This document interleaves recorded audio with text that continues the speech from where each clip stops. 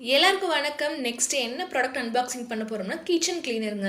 எல்லார்கிட்டயும் இந்த ப்ராடக்ட் ஏற்கனவே இருக்கலாம், இல்ல இதோட ஆல்டர்னேட்டிவ் கூட இருக்கலாம். பட் நான் வாங்கி இது செம்ம யூஸ்ஃபுல்லா இருக்கு. 300 ml என்னமோ தான்.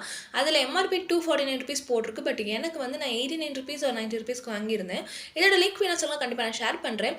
சமையல் முடிச்சுட்டு டக்குன்னு கிச்சன் டாப் மேலயும் சரி, அடுப்பு மேலயும் சரி, கேஸ் ஸ்டவ் மேல, அதுக்கப்புறம் கண்ணாடி கரை, டைல்ஸ் மேல, கடினமான கரை இருக்கிற எல்லா இடத்துலயுமே பண்ணலாம். பட் ஒரே ஒரு சின்ன விஷயம்னா, அந்த ஸ்ப்ரே வந்து டக்குன்னு வந்து நம்ம கண்ணில் படுற மாதிரி ஆயிடக்கூடாது.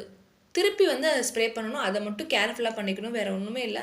நான் அந்த மாதிரி கடினமான கரை இருக்கும்போதும் நம்ம சோப்பு போட்டு கஷ்டப்பட்டு தேய்க்கிறதுக்கு இந்த மாதிரி ஒரு ஸ்ப்ரே அடித்து டக்குன்னு வைப் பண்ணிட்டோன்னா சூப்பராக நீட்டாக சுத்தமாகிடுது. ப்ளஸ் நல்ல ஒரு மணமாகவுமே இருக்குங்க. இந்த மாதிரி கேஸ் ஸ்டவ் அடித்து தொடச்சிடலாம். அதுக்கப்புறம் டைல்ஸ் பின்னாடியும் தொடச்சிக்கலாம். ரொம்ப நீட்டாக இருக்கும். ப்ளஸ் கண்ணாடி வந்து நம்ம துடைக்கிறதே இல்லை எப்போவுமே நம்ம வீட்டில்.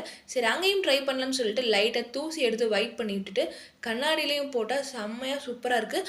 அது மட்டும் இல்லை, இதில் வந்து அந்த சிம்னி இருக்குது பார்த்தீங்களா, சிம்னி அந்த ஃபேனு அதுக்குமே போட்டு துடைக்கலாம். அதுக்கப்புறமா பாத்ரூமில் இருக்கிற அந்த டைல்ஸுக்கு கடினமான கரை இருக்கும்ல, அங்கேயுமே போட்டு இதை துடைக்கலான்னு போட்டிருக்கு.